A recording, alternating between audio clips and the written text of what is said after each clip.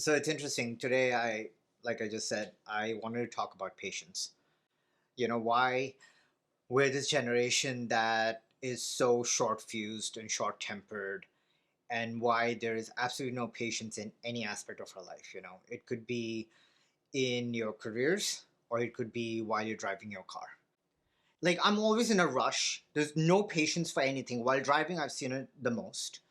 You know, Mhm. I have seen it in my career where everyone and everything around me is moving so fast, be it success or fame.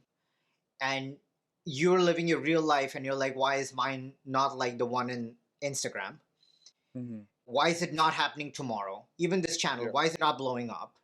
And then Mhm. when it doesn't hit, you go into the spirals of depression until Right. somebody pulls you out and be like, dude, that's not reality. Yeah. It applies to so many things, and I like that you brought up the whole career thing because I think that's probably the first time I really noticed it was when after graduating from undergrad I went to my first internship. But Yeah. no, so this was like the last semester of undergrad. I went for a real internship with an actual company. Yeah. And I go there with these, I had done interviews to get the internship, so I have these high expectations of, okay, I qualified, I've kind of earned my spot in this company, even as an intern. And the first day I arrived there, I asked them, where am I sitting, which team am I working on, what am I going to be doing? And they didn't even have a desk for me. They just said, Yeah. "Oh, we forgot you were coming." So that was that was Fantastic. the first, right. That was the first shocker. And then the second thing after that was when they did find a spot for me. They said, "Okay, we've actually found a good spot for you. You and the other intern, you're going to sit here. We've set up computers." And I'm like, "Okay, let's see where it is." And it's actually a storage closet, or what used to be a storage closet. Yeah. So right then and there, I'm seeing all these people in their normal cubicles or normal setup, and I've been shown my spot, which is right at the back, out of everyone's way. And it hits me that, okay, I thought I'm done with my undergrad. I've earned my spot here. I did the interviews, but it doesn't mean anything. No. And, you're still starting from scratch as far as they're concerned. And that instant, uh, not success, but at least that instant impact that you're Gratification. right, that you're hoping to make doesn't always happen. Yeah. Mostly never happens. And it's a slow lesson you start learning. But it's even more so observable when I start seeing younger kids who are, just fresh out of college now coming into the workforce. Yeah. And I see myself or a version of myself that used to be the same, where I have these high hopes. Hey, what am I going to be working on? I'm like, here, organize this. Because literally, you have no skills at this point. You have to put in the Yeah. time and the effort to make it to the part where, okay, I recognize your skill or whatever. And it applies to everything. But Yeah. this whole idea of seeing stuff blow up for people online, whether it's on Instagram and just seeing the highlights of everyone's life, it does. I feel like that's definitely, it's more of that mental impact that I feel because of that. Because I don't sit and ruminate on, oh, I wish my career was moving like X, Y, or Z. I don't. It's only Yeah. when I sign into LinkedIn and I'm like, oh my God, that person's now a manager. How did that happen? Like, when did that happen? Yeah. Uh, that's when I you was start just seeing, going over that today. I was like, damn, senior director? She's like a year younger than me. Like, what is going on? yeah. But that's the part, right, where you mentioned when you see the highlights, and that's all that they are.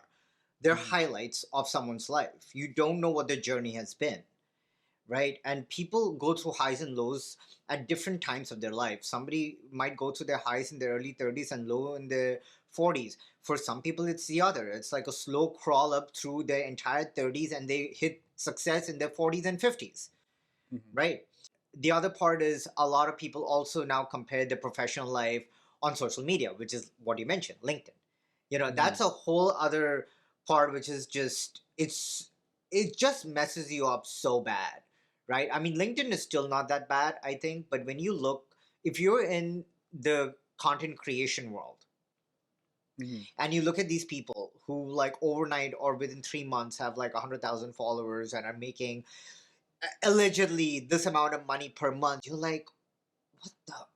fuck, why even bother waking up in the morning and go to my 9 to 5 job? They're Mm, making in a month what you make in a year.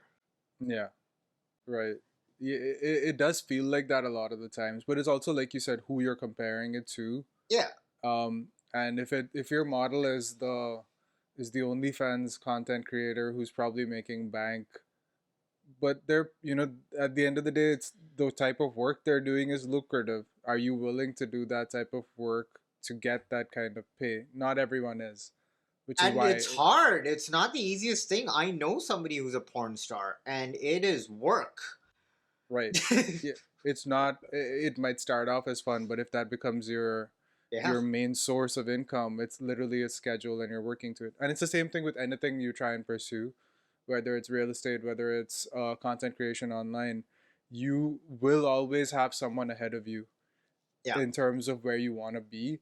But a lot of the people I think I've seen who've been successful at least content creation, since we're talking about that, I know I've only seen them at the point where they've made it because that's when they appear in my feed. Yeah. Is now okay. Binging with Babish has this cool video about cooking something that was on SpongeBob SquarePants. I've never seen that idea of replicating dishes from TV shows or movies was so new to me. Yeah.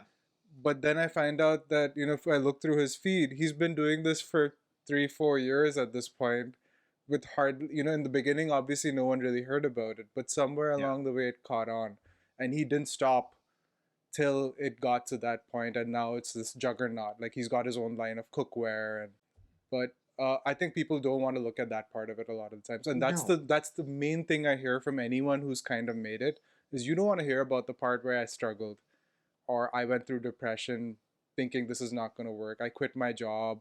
I got kicked out of my house, whatever. You don't want to hear that story. You Yeah. just want to see all the endorsement deals I just signed, or, just the fun highlights. Be the kind of FOMO that you get from Instagram, or just the instant gratification that you get from, consumerism, where you order something and it's delivered the next day. I don't know. There's this expectation for everything to happen now. Hmm. And it trickles down into every aspect of your life, where if a line is not moving fast enough, you're caught up in this idea, it's like, why is it not moving fast enough?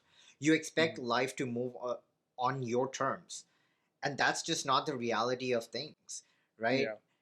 It's just, I feel like I think you mentioned this, like we're also that transitional generation, where Hmm. it's like on some level I feel like we're coping with a younger generation that's also coming in, where they're just so comfortable with it, they know how to deal with it because they've grown up with it, and you and me haven't.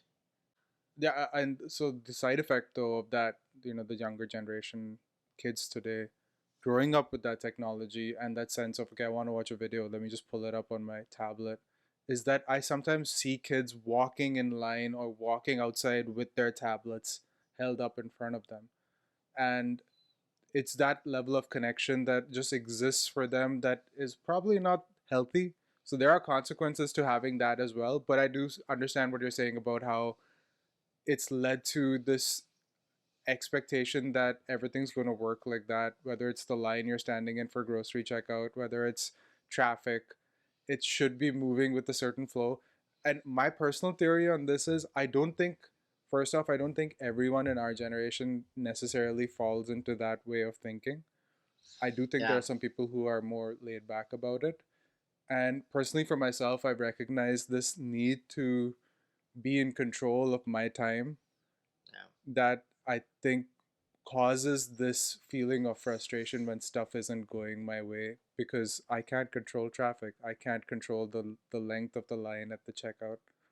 It's just, it is what it is, That's a and I need fair to. analysis, yeah, because Yeah. anytime I'm, mad at my work, or mad at Be a Line, or mad about driving behind someone who's driving slow, is all that I'm missing minutes of my life that I could do something with. And don't get me wrong, it's not like I'm the most productive person. I'll probably come back and watch and binge Netflix. Yeah. But then it's my decision. Like, I Right. got those 10 minutes and I can do whatever the hell I wanted. It's mine. And I don't like the idea that somebody else is taking away from it, because I don't owe that person even 2 seconds of my life. And that is a horrible way of thinking. I feel like the older generation, they were slower, Mhm. and they had a certain sense of calm to themselves. And I don't know if it's just because we saw them at an older age, or, Yeah, you know, maybe. I think that or might be part of it. or it's just they grew up in slower times and that was the norm. It is part of it. Though, just think of how we used to connect to the internet before with the dial-up Oh my god, broadband. yeah. You have to wait and hope no one is going to pick up the phone and decide to make a phone call while you're connecting to the internet. And today, if my internet isn't at 100 megabytes or 200 megabytes per second, I'm getting frustrated that I have to wait 5 seconds for it to buffer for me Yeah. to watch the video. So Dude, you think that's bad? I tried to convince my friends to invest 3 grand on a MacBook instead of 700 on a Windows just because you open up a MacBook is just so much faster. I'm like, you saved 2 minutes of your life. I know, like, that's going to change something drastically. You're just going to open it and watch your Netflix or whatever I anyway. know, it's not but it's it's worth the not three game changing, grand. right? So yeah, there is that sense of I think our generation, or at least right now, a lot of people I know, that sense of patience isn't there. But I don't want to say it's wholly on the generation. I think there's a certain type of personality, you might Yeah, want to call it type A, that tends to have this trait more. And I would guess that whichever generation you look into from the past as well, anyone who kind of had that idea of this is how I'm going to structure my day and this is what I plan to do with it, anything yeah. that blocks that, it's going to be frustrating for you.